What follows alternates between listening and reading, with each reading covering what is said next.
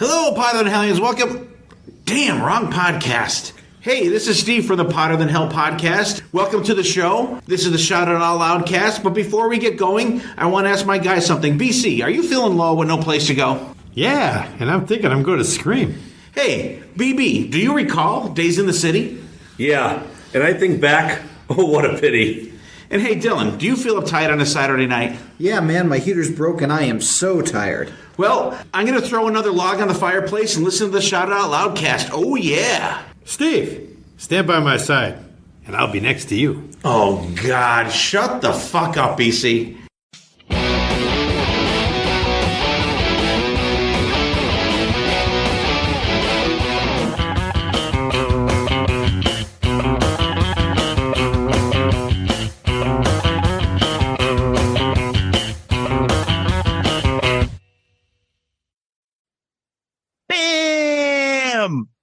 That's right. We're back with another episode of Dorm Damage, the show where anything and everything is on the table and the table gets smashed. It's Christmas time, and to celebrate, I'm drinking a Sam Adams Old Fezziwig. Oh, is right? that what you had? I thought that was like, it didn't even occur to me. I thought you were drinking Dr. Pepper. That's the color of the can, but Mr. Old Fezziwig, right? From Christmas Carol. That's right. Ooh. We're here to talk Christmas movies, Christmas season, Christmas anything. That's what we're doing. Because Santa's on his way. I thought you were going to do the Easy-E one. Merry Christmas, motherfucker. Like, let's try.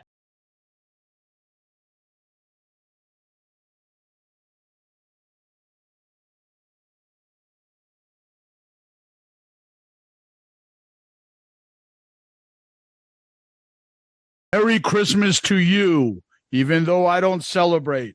You give me stuff because that's how Santa Jean wants it to work. That's a good point. That's a good point. Happy Hanukkah to all of our listeners who celebrate. Absolutely. Yes. But Santa Jean doesn't bring toys to all the little boys and girls. No, he takes stuff. He takes stuff and here's your meet and greet, little boy. $50. You get you get the Vault 2. Shit I thought about while on the toilet. Happy holidays, everybody. Oh God, Santa Jean would be fantastic this time of year. Recurring character, perhaps. Yes. Yeah, you never know. Tom, yeah, holiday season. It's Christmas. We come from a predominantly ethnic background, you and I. Correct. And it's always interesting to find out what what other people do and celebrate. Are you into the old, Yuletide Christmas, like Bing Crosby says to David Bowie? Boys, what's he say? Like Boys Town, like what? Boys Town. What the fuck are you talking about that, Bing? Yeah, what are you talking Settle about? down. Before you go around and beat some more of your kids. Oh, I knew that was coming. Merry Christmas is a backhand. Merry Christmas. Who the fuck wrinkled my tie? You little shits. Oh. Is that in the Family Guy with Bing Crosby? Yeah, yes. Shit out of everyone. Oh man. Oh. Well, poor Bing Crosby memory. But regardless, Tom, you come from an Italian background. What was your Christmas like growing up? Yeah, so it's funny. I talk about this with my mom sometimes, how like as generations pass, like those really like old traditions sometimes can fade away depending on who's kind of carrying the torch. So when I was a little kid, my grandmother would really kind of run the show with Christmas Eve, the Feast of the Seven Fishes, like all that. Like, all that. We did everything. You want to tell everybody that's not Italian what that means? Oh. Give us the abridged version. Yeah, it's a real traditional meal. There's all kinds of fish stuff. When I was a kid, I wouldn't eat. Like they'd put out like octopus and like, the fuck are you doing here? Oh, fucking gross. Oh, octopus is delicious. Oh, Did God. they grill it? Yeah. No, it was almost like in a it was almost like it was like in a stew, like almost kind of. It was just fucking gross. Oh, delicious. But it's all the kind of different fish, and then the meal is huge, and then dessert is huge. Everything is just an event, and it was great because back then you had all the aunts, uncles, cousins, everything, and then of course everybody gets older, people move away, and traditions tend to kind of fade a little bit. Obviously Christmas is very different for my family, what we're experiencing this year, but my mom is in Florida. I have extended family in New York and everything. So we try to hold on to like some traditions. Some of those Italian traditions are kind of tough to hold on to, but we do hold on. Scream at each other, Tom. Well, we do that every day. We don't need Christmas for that. That's a regular day. But Easter is another huge day for the Italian. I know same thing for Greek. So yeah, Christmas is, again, those traditions tend to fade away as generations, pass on, and it's kind of sad because you kind of miss that. You know what I mean? Yeah. So for us, we did growing up. My parents met here. They were like 9. I think my mom was like 17 or 19 when she came here. My dad was like 21, 22. Yep. So didn't learn the language. Learned it. Didn't know really the language before they got here. Learned it afterwards. So they kept like a lot of their Greek traditions, but they're very similar. We have regular Christmas meal. We get together, we put up our tree, we do all that shit as well. But we weren't singing like going out Christmas caroling with the neighbors. Well, you weren't singing Adeste Fidelis with the neighbors? No. My dad was Clark Griswold, like with the lights in the house. He had every dad is. Oh my God. And we used to have the tree with those. We used to have them with those. I don't even know what you'd call them. They would be like, they would have like water going up, the decoration. There'd be like light bulbs, and they would be like, we have colored lights and ornaments and stuff we put on. But there would be these things. There'd be a strip of them, and they would light up, but they'd be filled with water, and the water would constantly move up. I don't know what they would call them. Wow. I don't know. People will know. I can't figure out how to describe them. Yeah. But they were little Christmas lights, and the top of the light would light, and inside would be water, and the water would be moving up and down and stuff. Always, that was our big thing. My dad always used to buy. Would you have lava lamps on your tree? It was kind of like that. I don't know. But we did our usual shit. All the like Christmas movies and stuff, and all the traditions, I learned that from friends in school. Like, fucking, what do you call it's on? I got to watch that. But my parents didn't pass down Miracle on 34th Street. They like, so I kind of picked that stuff on my own. But we had the usual big meal, family all around, millions of gifts, everybody having a good time. So. Yeah, Christmas in my it was big in my I have a sister that's 4 years older than me. Christmas was massive, and we passed that on with my son who's now 18. He still loves Christmas. It's obviously different. But yeah, Santa was huge. The gifts, watching all the Christmas specials, the movies, doing like the eggnog and everything. We did it up. I always used to help my dad put lights outside, and the tree. We always got a real tree, and Christmas was a massive part of and like I said, we carry that on to this day. So it's a huge deal. Yeah, we did a little of both, real and fake. Yep. We would mix it up. I don't know, a couple. What happens is every once in a while they get a bad tree. It fucking sheds everywhere, and my mom be like, "That's it, no more than shit." And they got a fake tree for a couple years, and why don't we have a real tree? I'm like, motherfucker. Because you said you didn't want it. No, you said so. You. Exactly. And my poor dad's out there getting a new tree. But all that stuff is kind of same old tradition. And what we thought we'd do right now is run down some movies and things that we would watch. And with our list here, there's no order. There's just, we're going to name 10 each. I'm not ranking these. I'm just putting 10 out for people to, say, yeah, I remember that, or I saw that, I watched that, or whatever. Yeah. And the funny thing about these movies is, and I talked to my son about this, and I'm sure, you kind of explain it to your daughter too. When these were on, if you missed it, that was it. Yeah. There was no such thing as the VCRs weren't around yet. There was no streaming. There was like when Rudolph was on, it was on once. If you missed it, tough shit. You got to wait another 364 days to see it, and that was it. Yeah. Now I mean, when Michael was younger, my son, when it was younger, it was good because, if he loved a certain thing, whether it was Rudolph or Frosty, you could watch it repeatedly. But again, me and you are sometimes old school and old fashioned in some of our things. It kind of takes that magic away. It kind of takes that event away of like, hey, Charlie Brown Christmas is on tonight. Let's watch it together. Now it's just like, I got the Blu-ray. All right, it's on Amazon Prime. It's let's watch Charlie Brown. You know what I mean? Yeah. So that at the risk of being cliched, like that magic of Christmas type of stuff, when it comes to all these movies and these legendary specials and stuff, it's not there. What I found funny is like always trying to get what you had this memory of, this nostalgia of those, like Rudolph, it's Frosty. And I remember like when my daughter was young, you'd have like the thing slide over the back seat of the car and you put those videos on the shut the kid up, put something on in the car ride. Yep. And I always had the Christmas classics. I have that exact box set. Yep. And it'd be Rudolph, Frosty, and Santa Claus is coming down, along with Little Drummer Boy in the infamous line from that. Go to him. What about Nestor the long-eared donkey? But then it's also funny too when you watch some of these, like when you watch Frosty or when you watch Rudolph as an adult, you're like, Rudolph was a little bitch. Yeah, but you also said, and then Santa was like, fucking asshole. Yeah, then Santa was a dick. Frosty was fuck.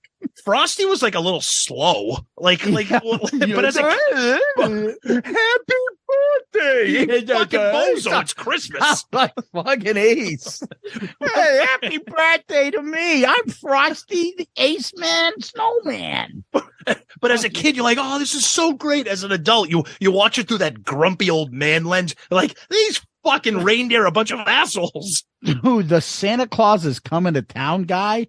I want him to get his ass kicked. Like, I got annoyed with him. What? Who? The young Santa with a red beard? That guy? The fucking Ralph Mouth of the Santa Clauses. And then that little like tramp Mrs. Claus. Oh, she was definitely fucking hooking up. See, this is what happens when old men watch these childhood classics. Exactly. Well, Tom, you want to start with number 10? Yeah. So these aren't ranked. These are definitely not ranked. And I tried to do a mix of like classics, comedies, like some kind of personal favorites. So I'm going to start off. I know we're not ranking these, but I'm just going to start off with my all-time favorite. And ever since the 24-hour marathon started, we watch it every year. I saw it in the theaters when I was 10 with my parents. At the time, we had no idea that 40 years later it would be iconic, wow. and that's a Christmas Story. Ralphie and the leg lamp and the pink bunny suit and all that shit. Love it. Never get sick of it. You know something? I have never seen it. All right. Goodbye, everybody. Happy New Year.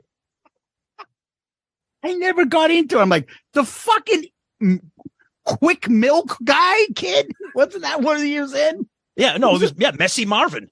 Yeah. That was him, Peter Billingsley. I'm like, I can't take this seriously. I know. It's one of those things. And I'll tell you right now, also as a little side note, my son and I the other night watched, so it went direct to HBO, and it was called A Christmas Story Christmas, and it was Ralphie as an adult. Yeah, I heard there's a sequel, kind of. So if you love the original, this one was really good. Just it tapped into all the nostalgia of the original. It was a lot of fun. So nice. Yeah. And another little fun fact that his mom was Hammerhand's lesbian wife. That's right. Shot. That's right. Melinda Dillon. That's right. Yes. Oh, you know the name. Of course. Yeah. And the father was Darren McGavin. Remember the old show Kolchak, the Night Stalker? Yep. That was him. He was great. Yep. Suzanne sucks pussy. Yeah. I know. That's a future Dome Damage episode. Oh, that's definitely a watch along. All right, Tom. Number 10. I'm going to go with Bad Santa. Ooh, I almost had that on my list. I'm glad you picked it. That fat kid, fat kid was so fucking like, you just felt so bad for him. He was, the poor kid was pathetic. Yeah, he looked like what Kiss fans probably used to go through. And the fact that like he had no mercy. What the fuck, kid? Are you fucking with me? You want a sandwich, Santa? But they're playing checkers and he's like making the move and not taking his finger off. But one of the greatest parts of that movie was the unbelievable Lauren Graham. Oh, that's when she was skinny before she put on some of that Christmas holiday fucking pounds. Dude, incredible pounds, baby. Yeah, and she was like banging him because he was Santa. Oh my God, so good. She was smoking, but that poor kid and that the little guy, the little guy in there, and he's like boxing him. The kid kicks him in the nuts. So good. He's like, so what good. You need to do is lift him up. He's like, how the fuck am I going to lift him up? Draw me a picture how I'm going to lift him up. Fucking awesome. That's great. And then the poor late John Ritter was in that. That's right. Oh yeah, Came up that's with right. The famous line. He's like, he's a little guy. You know, he didn't have one of those, sausage fingers. It's so good. Oh, So good. Tom, number 9. All right. So my Christmas movies, I either like to laugh because a lot of Christmas movies are stupid and funny and silly, like A Christmas Story, or I like to kind of get the feels, shall we say. Mm-hmm. And let's be serious, whether it's a Christmas movie or not. I mean, it is, but no movie gives you the feels like It's a Wonderful Life. Now, even my son loves that movie. And as an adult watch it when I was younger, I always used to just wait for the end when he said, I don't want to be alive, and just watch that. And then I'm like, oh, wow, that's only like the last 30 minutes of the movie. This fucking movie's got another 2 hours to it of stuff. But it's just, I love Jimmy Stewart. I love old movies. And that is just, it's just too fucking good. As far as old classic Hollywood actors, I can't get enough of Jimmy Stewart. He's probably one of my favorite. Him and those Hitchcock movies that he was in. Absolutely. Those I absolutely love. He's such a good actor. Every year. Mary. Yeah. Ever hear Dana Carvey do an impression of him? Incredible. When he does it, when he's on Conan O'Brien, find the YouTube clip, people, of that. And he was talking about like how he would make Jimmy Stewart not too bad, but he'd make it like sex talk, like, keep doing that. And he said he would go through the drive-through and he'd talk like, oh, I want a Big Mac, see, and some of that lettuce. It was fucking hilarious. But great. I could. All right, so It's a Wonderful Life. My thinking was, Tom, we have so many of these movies. If you pick something, I would take it out and I'll add something else. So there's no duplicate. Yeah. But I'm going to tell you right now, that's number 1 for me. It's not even close to anything else.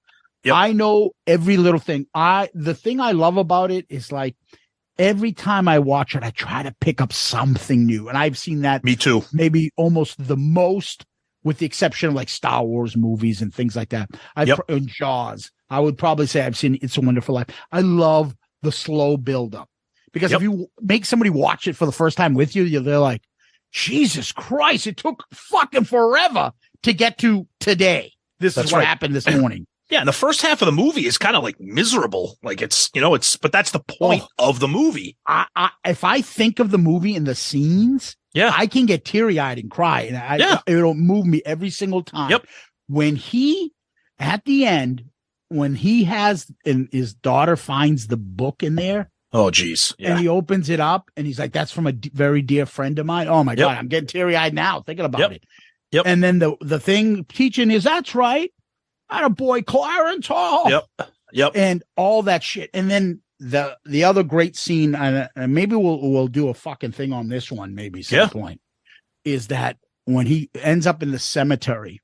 Oh, Jesus Christ. And he sees his brother's thing, and it's amazing. Yeah. Because it was just like, he didn't, because you weren't there to save him, so he wasn't there to save them. That's right. And then it's like and he explains how every person's life has a little bit difference in everything. And you can imagine it. And I think that's the greatest thing of all time. If we go to heaven and heaven is there, Tom, and we can ask and get anything we want while we're in heaven, I would ask all these type of questions. What would life have been if I wasn't here? There'd be no Shout Out Loudcast. There would be no Ace Cult. There'd be no Ace Cult. Hashtag. That's right. Ace impressions. But like that's the whole man. Frank Capra is just a genius, knows exactly about Americana and what works, and his wife. Is there a better wife to you imagine of having more loyal? Donna Reed was a smoke show in that movie. A absolute classic, trying to be classic era smoke show in that movie.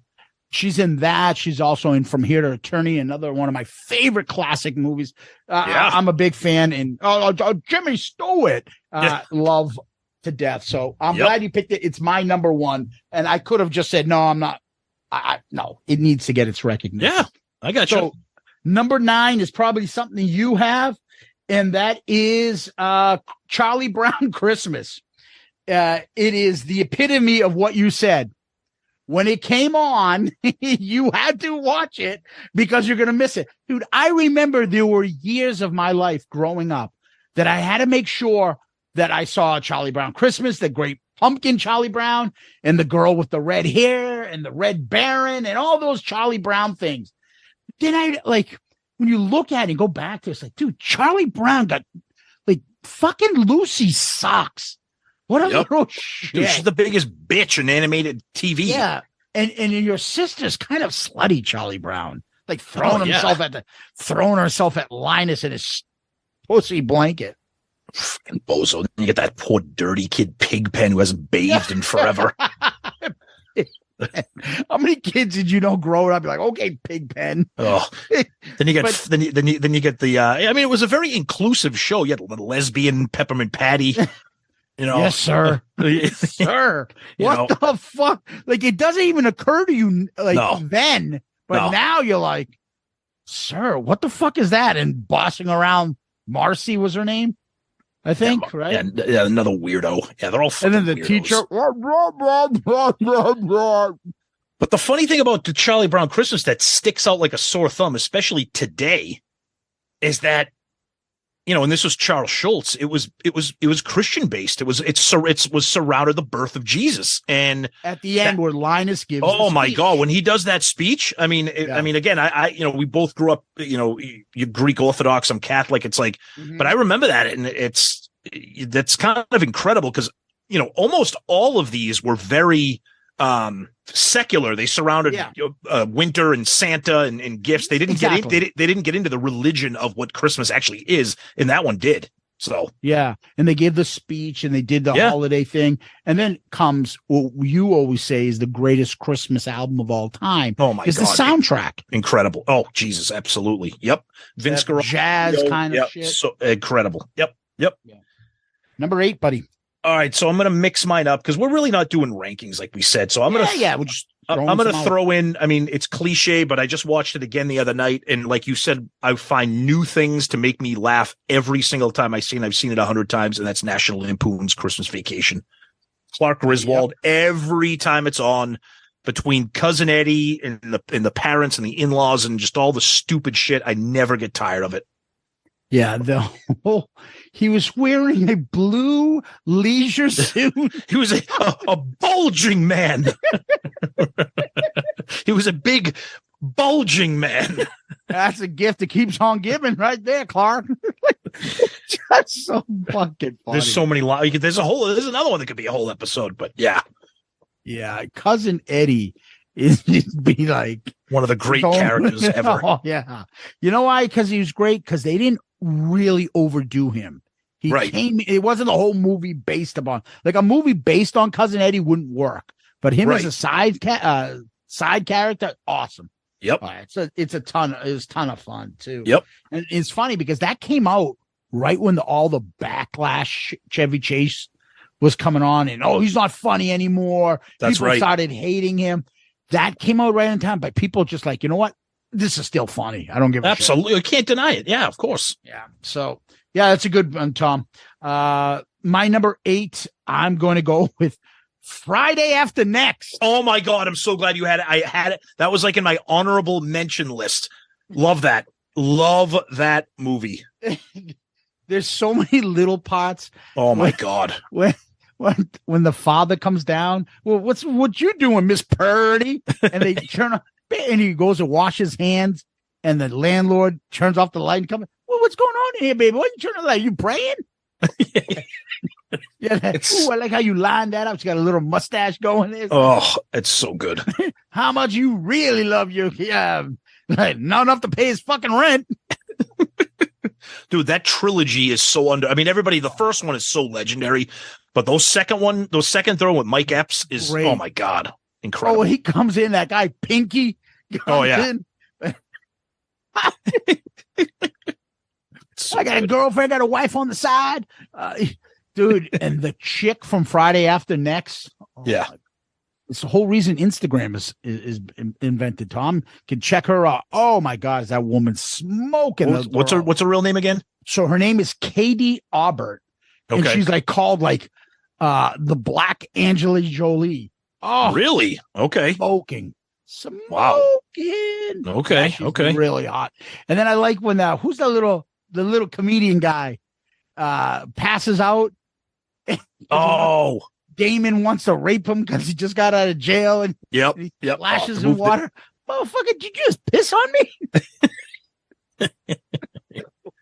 Oh man, It's that so guy- good. It's so good. A lot of fun seeing that father barbecue so good you want to slap your mama. So stupid. Oh. Oh, All right. man. I'm gonna Number I'm gonna change it up and go with the exact polar opposite of Friday After Next. And that is another legendary movie that just pulls at all the heartstrings, and no matter how many times I've seen it, I love it. It's fun, it's funny, but that closing scene of White Christmas. Oh my God. Absolutely fucking love that movie. Oh, and I saw that in the theaters. It was one of those things where maybe White like Christmas? Yeah, maybe like 20 In the years ago. 50s? Yeah. Probably like 20 years ago, there was a movie theater near us. I think it was in Woburn, and they was showing all the classics, and they were free. It was like you bring in it's like The Woburn Cinemas. They didn't, not at the mall, but across from that. Yes. I think I know what you're talking about. Yeah, showcase. And Showcase, it was like a charity event. Like if you bring in like canned goods and help to feed the homeless or something, they were showing all these classic movies, and I had never seen White Christmas, and I saw it on the big screen. I love it. I love it. All right. So first of all, Bing Crosby's beating his kids again, but Of course. Rosemary Clooney along with him, but one of my favorite people of Hollywood of all, old Hollywood, Danny Kaye. Oh, of course. Dude, When he's like the inspiration for Kramer, I think. If you watch White Christmas, he's Kramer. That's not even the closest of one of his brilliant movies. I used to watch The Inspector General, The Court Jester, and of course, The Secret Life of Walter Mitty. When HBO and Cinemax were out when we were real little, remember everyone was watching all those dirty movies, Friday 13th and all that stuff. I remember that The Secret Life of Walter Mitty was on cable all the time. And I watched that. And I'm like, this guy is so fucking funny. The way he could sing and dance and sing and his like vocabulary. Yep. The way he could do that. He was always self-taught. The man's life is beyond fascinating. At one point, he wanted to become like a cook and learn how to make Japanese sushi. And he became like the world's best non-Japanese cook. Yeah. In the meantime, he could sing and dance and run Hollywood and do a bunch of millions of other fucking unbelievable things. Yeah. And he had no training in this stuff. The man was a genius. Yeah. His comedy timing is fucking impeccable. If anybody likes those old school kind of stuff, go watch the original, not the fucking stupid one with Ben Stiller. The Secret Life of Walter Mitty. Yeah. Yeah. Watch that. And there's Boris Karloff from the old Frankenstein movies in there. Yep. Fucking hilarious. A comedy genius. I love everything Danny Kaye does. So that's a great movie. And Bing Crosby, of course. Yeah. But And I'm not big into musicals, but some about this, I just love it. It's so awesome. There's certain ones that if I see like old Hollywood ones, like Singing in the Rain, that I can watch and appreciate. Like, God damn, these people had fucking talent. That boy's got talent. Yeah, exactly. I love that doo-doo line. So number 7 is probably my favorite of all those Rankin and Bass type Christmas movies, and that is A Year Without a Santa. So everybody knows it on my Heat, list. The Heat Miser and Mr. Freeze. And something about like I remember like it stopped being played, and then people are like, "Oh, because Mrs. Claus said that devil of a brother of his or something like that," and it got banned for a while. One of the best. All sorts of some sort of fucking I don't know rumors out there about this. Yep. But I loved it. I think it's fucking hilarious. I thought it was cute. I love the music. The whole I'm Mr. Heat Miser, I'm Mr. So Freeze, good. all that shit. Yep. It's a lot of fun. So good. All right, my next one. We actually watched this the other night. We had our neighbors over and everybody was hanging out. I saw this again. This is another one I saw in the theaters with my parents. I used to go to the movies all the time when I was younger, either with my parents, especially my dad, all the time going to the movies. Some people like, it's a Christmas movie because it's kind of no, it's not fucking Die Hard. And Die Hard is not a.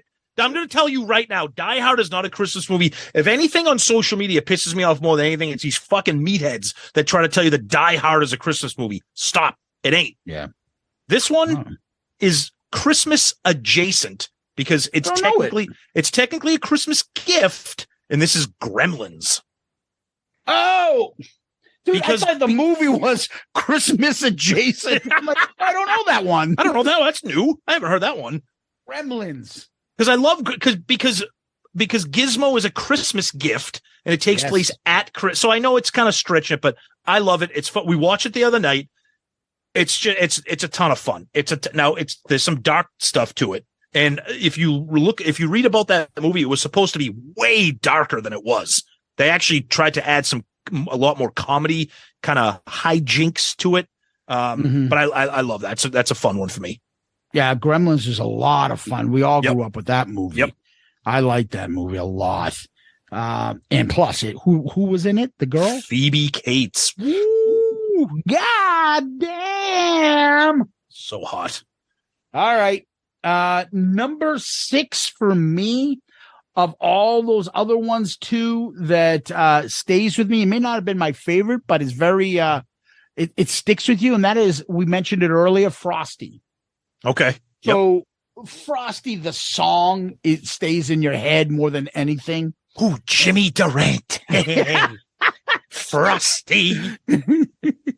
Dude, remember the one thing I remember with Jimmy Durante, it was that there was like some sort of like a Bugs Bunny or Woody Woodpecker or some show, cartoons. I hope somebody can remember this. And they were like, it was like an after school cartoon. I would see at 3 to 5 or something. And 2 boats were racing and they were showing them in cartoons. And then one boat would stretch its nose out and win. And the boat would like, it had turned into Jimmy Durante. I won by a nose. I don't remember what it was from. Woody Woodpecker or something. I don't know. It was a Jimmy Durante thing. But Frosty the Snowman. Everybody remembers. Oh, God. Happy birthday. Hey, when's your birthday? Mine was last week. Frosty. Yeah, I mean, it stays in. And more or less, too, because Natalia, that's her favorite of all those. So yeah. I It's gotta fun. put it on the list. It's cute. Yeah. All right. Another one for me in the comedy section here. Saw this one, when I was younger. It became a staple in my household when my son was old enough. We watched this one and we watched the second one, which I'm not going to say it's better than the first one, but it's right there. And that is Home Alone. Okay. Yep. I had that on my list too. Just incredible. And the more I watch the second one, the more I love that second one. It's so friggin' good. But the first one, I'm sticking with the OG. It's such a John Hughes type, like totally. It's got that heart. You can't explain it, but you know what, it's a John Hughes movie because that ending, got that feel good and all that, and his family and stuff. But let's be blunt. After the second time, the police haven't taken this fucking kid away and put him somewhere else with a different family. But it's one of those perfect movies where, like, all right, come on, you suspend disbelief big time in this one. Yes, and I remembered him when he was in Uncle Buck, and I'm like, that little shit, what a little actor on him, huh? Yep. And then probably John Hughes is like, dude, I could build a movie around this little kid. He's got such personality. You got to give the kid credit. It worked. Yep. And Home Alone is a Christmas feeling like you get when that's on. Of course. Absolutely. Right? Yeah, of course. Not because the background's Christmas, but it's Christmas when that's on. Yep. So yeah, that's a good one, Tom. So for me, number 5 will stay in with like the little child memories, and that is The Grinch Who Stole Christmas. Yes. Oh my God. So The Grinch, because I love Boris Karloff. Like I said, he was in Secret Life of Walter Mitty. He's in the Frankenstein. He's the original The Mummy from the Universal movies, and he narrates this whole thing. And it's Dr. Seuss. It's fun, so good. it's silly. And the narration and then the music. You're a mean one. Yep. Now, let me ask you this. What do you think of the live action Jim Carrey Grinch movie? I'm all set. Yeah. Okay. I don't know. I mean, honestly, I've yet to see that sitting down. I've seen parts of it. It's good. And seeing it on. It just the cool thing about that movie is the little girl who plays Cindy Lou Who grew up to be Taylor Momsen from The Pretty Reckless. Yeah. Which is kind of wild.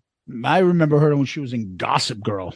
I think she weighs the same amount as she did from the Grinch movie now. Yeah, I know. The poor thing. She's hot, but she's skinny. She needs a cheeseburger. Oof. Yeah. All right. Next, I'm going to go with, I love these guys. I had to include them somewhere in the ranking here. And it's one of my favorite and most fun versions of this classic story. And that is A Muppet's Christmas Carol. Because I love the Muppets. Hey, I know you do. I talk about me every week. I'm a side character in that movie. Yeah. I'm the guy who plays the door knocker on his door. Yeah, that was going to make me the ghost of Christmas past, but it didn't work out. But I absolutely never get tired of the story of A Christmas Carol, whatever version it is being told. I love the Muppets, and I love Michael Caine, and I think this is just an incredible version. It's so fun, and it's just one of those things that just puts a smile on my face. Love it. So you're combining the Muppets, who I love, with a story that I love. Yeah, good one, Tom. Yep. Number 4 for me wasn't a movie. It was a TV movie. Ooh. A Very Brady Christmas. Oh, yes. Oh, wow. All I can remember is all of a sudden Mr. Brady had a gay mustache. Well, I think he was suffering from AIDS when they filmed it. AIDS. I don't know, and he gets trapped in a building, and then they flash back to like when they remembered the episode where Mrs. Brady had to sing in church, but she had lost her voice from the series. God. Yeah. And then they all started singing Christmas carols. So that got like Mr. Brady out. And I'm like thinking, like, how are they? That's like the first one, I think, that really brought the rejuvenation and the Brady Bunch mania back and nostalgia for the whole series. And I remember thinking the Brady Bunch had to be the most corniest family. Oh my God. How are they going to make them modern? And that's why it's so great where they did the movies into a parody, because it just would not fit. Oh yeah. Peter, Too funny. you turn down that hip hop rap music, that gangster rap. Mister, when you insult my Mister, when you kidnapped my wife, you've stolen our money, and you've left us locked up. But when you use language like that in front of my kids, that guy played wherever you are. That's where you. What did you say? Wherever you are, that's where you are. Oh God! But that guy is such a great actor, Gary Cole, and not Gary Coleman. No, Gary Coleman. Oh, his face is smooth like Gary Coleman. But yeah, the Very Brady Christmas. That brought the first nostalgia, the Brady Bunch back, and everybody loved it. I think everybody was coming home for Christmas, and they all had different stories. And then you got to see imaginary, like the Brady kids, like, oh, he's married. Bobby's a race car driver, and Peter's like banging his boss, and it was just funny. It's funny. Greg was a doctor. Oh, jeez. And Marcy married Marcia married fucking what's his name? Dave Killer Carlson from Slapshot. Oh my God, that's right. Right? You injured your knee in the Peterborough game. No, I have a cold. Went outside, start my car. Didn't have a jacket. I think it settled down to my kidneys. He's a killer. Dave's a mess. Yes, A Very Brady Christmas, Tom. Nice. All right, my next one features one of the newly inducted Shout It Out Loudcast Hall of Famers. Tracy Lords does Santa. No, yeah, White Christmas starring Peter North and Tracy Lords. It was a brown. It was Christmas. a white Christmas, Peter baby. North came around and whited everything up. I'll show you the North Pole. No, but thank you for going in that direction because we could have done something with that. No, this is Jingle All the Way. Put that cookie down. Love this movie. It's the movie's absolutely friggin' ridiculous. You got Sinbad. Obviously, you got Arnold who just steals the show. The plot is ridiculous. The plot definitely takes a lot from that whole 80s, 90s thing about when the hot toy and there was no internet. So if it was sold out, it was the reason for Festivus. Yeah, it was impossible to find the toy. But it's just so stupid. You got the late great Phil Hartman plays a hilarious role. But it's Arnold. It's incredible. I love it. All right, Tom. For me, number 3 is a movie that for a while there I really got into the old Hollywood classic movies of the 40s and 50s. And I'd watch as many as I could, and I fell in love with this movie. It's The Bishop's Wife. Oh, yes. With Cary Grant, David Niven, Loretta Young. I love that. And then they made it into a remake with Whitney Houston, the preacher's wife and stuff, Denzel Washington. But the Bishop's Wife, fan-fucking-tastic. Cary Grant is just so charming. I can watch him in any movie it's a good movie. Listen to him talk. Yep. And it's a great story where he's like an angel's come to help this priest who's trying to build up this cathedral. And him and his wife are having problems, and he's so hell-bent on building this thing up that he's missing out on things and his family. So the angel Cary Grant comes down and helps them, work on their stuff between him and his wife, Loretta Young, back then. Ooh, how you doing? God damn. She was looking good. Chick. Yeah, it was a great movie, and it's got a feel-good ending, a lot of fun and interesting stuff. And if you love that stuff about like Christmas and angels and what ifs and things like that, fascinating. I love this. I love it, and it's a good classic. And it's not one of those like everybody knows it, but if you do check it out, The Bishop's Wife is a fantastic movie. Cool. So we talk about nostalgia a lot on Dome Damage, definitely on Shout It Out Loudcast, the Kiss episodes, ARC. There are a few things in my life that are the nostalgia is such an overload that even just like saying the title of this just takes me back to being 5 years old, 6 years old, watching it and being so beyond excited for Santa, and then introducing this to my son and sharing those memories with him. And that is Christmas Eve on Sesame Street. It is one of the greatest. Sometimes it can be hard to find now obviously with DVDs and streaming it's available. It's the standard Sesame Street gang. They're all on Christmas. They're all on, it's Christmas Eve. They're all celebrating in their own individual way. And one of the big stories is Big Bird is trying to figure out how Santa fits down the chimney, and of course Oscar fucks with him and says, well, he can't, you fucking idiot. Like I just grew up loving Sesame Street, and my son loved Sesame Street.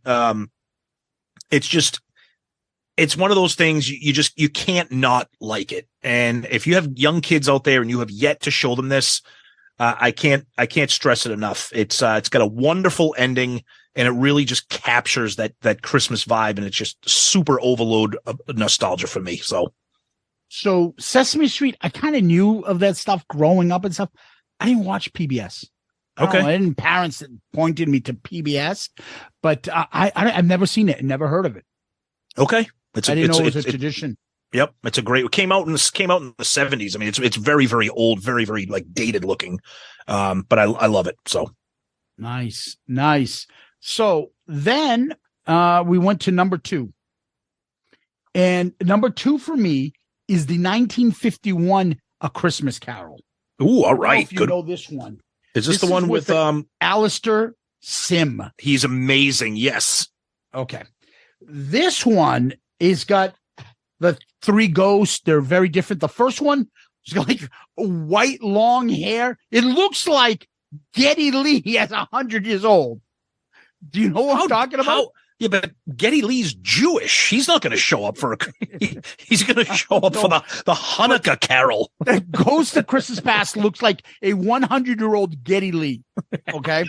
I But love it. the movie, the acting in that is fan-fucking-tastic. So I've seen millions of different Christmas Carol versions. This one goes into a lot more detail It's excellent. about how he became this miserable fuck. Yep. And the sad background story, which I never realized, he has all this contentment and anger towards his nephew. He treats him like shit and stuff like that.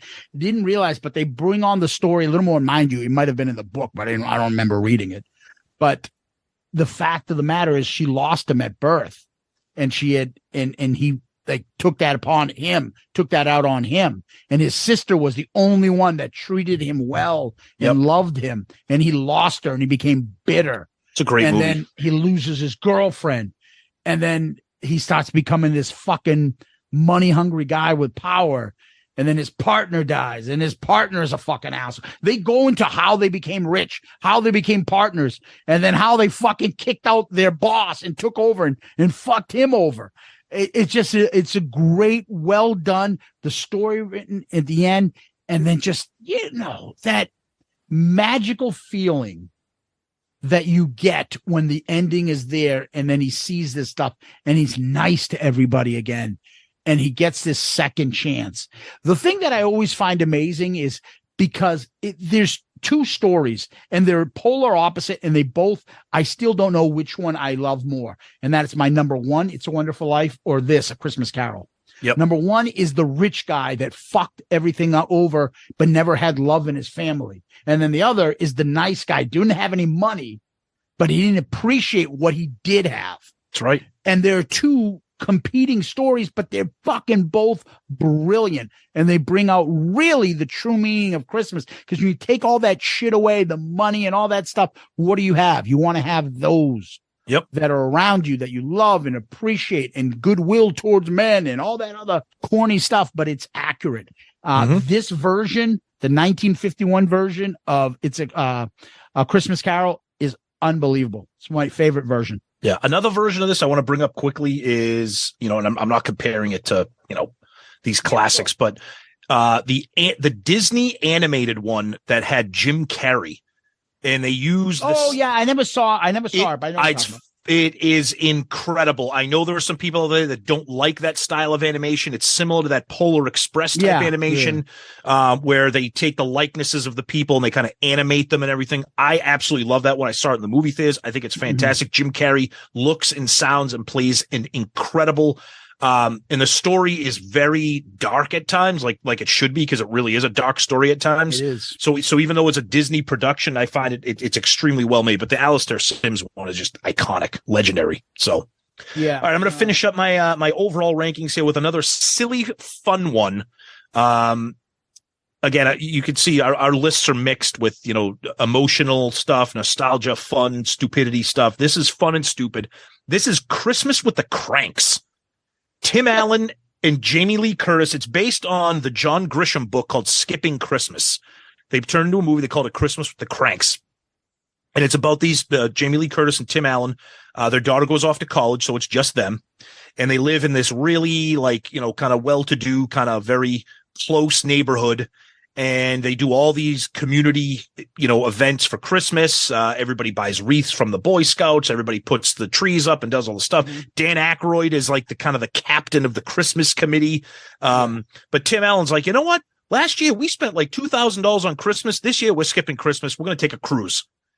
And then Dan Aykroyd and the whole neighborhood finds out about it. And long story short, just like most of these movies, it ends with it kind of tugging on your heartstrings and remembering, why Christmas exists, and it's family, it's friends, it's the people that you love being surrounded. It's a fun movie. It's a stupid comedy, but the ending alone, the way it kind of wraps up, it's just a lot of fun.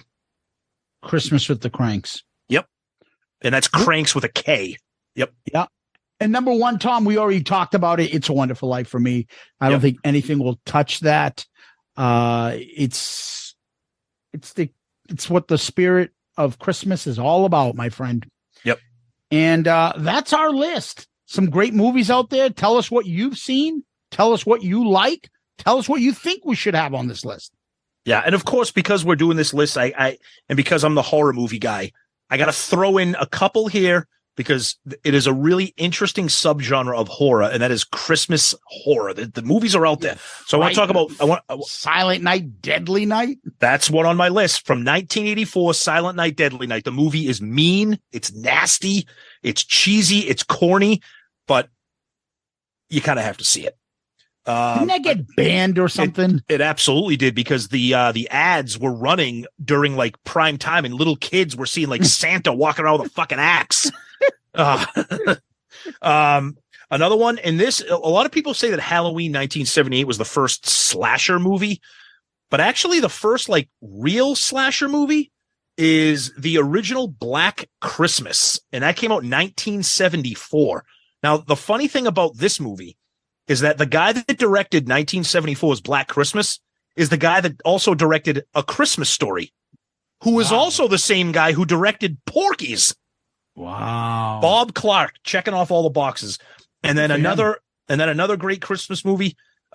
This is good because it kind of checks off. It's got some dark comedy, it's got some horror, some thriller, and that is Krampus. Came out in 2015. It's a ton of fun. The effects are great. Some of it's silly, some of it's stupid. It's mostly like a it's not horror comedy because there's still a horror elements to it. But if you're into that stuff, check all these things are available on streaming. It's a ton of fun. It's a really interesting subgenre, but there's a lot of horror movies out there. Christmas themed, Santa themed. It's a ton of fun. So yeah, Tom, I would say for me, obviously Rudolph, I expected you to have it. You expected me to have it. Fuck Rudolph him. He's a bitch. Another good one is Scrooge, the Bill Murray movie. I'm not a huge fan of that one. That's all right. It's not bad. It's a little too like all over the place. I don't know. I'm not a big fan. Not a big fan. Yeah. I know people love that one. The people love it. Yeah, the crowd seems to love it. But overall, I mean, these are all great movies. So if you like these movies, tell us what you like. Tell us what you've seen. Tell us what we didn't pick. We should have picked. Yeah. We always love hearing from you guys. And absolutely. Tell us, about your holiday traditions. We'd love to hear about them. So absolutely. Everybody out there, Merry Christmas, Happy Hanukkah, Happy Kwanzaa, whatever you celebrate, have a safe holiday season, and a Happy New Year if we don't talk to you soon. Guys, happy holidays. Enjoy this time of year. Be with your family, your friends, your loved ones. Hold them close, and enjoy the season. Hee-haw. Hello, Sam. How are you? Tom used to say that all the time in college, just so you people know. I don't forget it. And when Tom started doing it, I'm like, oh my God, he knows It's a Wonderful Life as good as I do. But anyways, with that, peace out, Girl Scout.